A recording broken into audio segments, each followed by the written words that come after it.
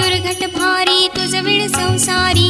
अनाथ नाथे अंबे करुणा विस्तारी वारी वारी जन्म मरणाते वारी हारी पडलो आता संकट निवारी जय देवी महिषासुरमथनी सुरवर ईश्वर वरदे तारक संजीवनी जय देवी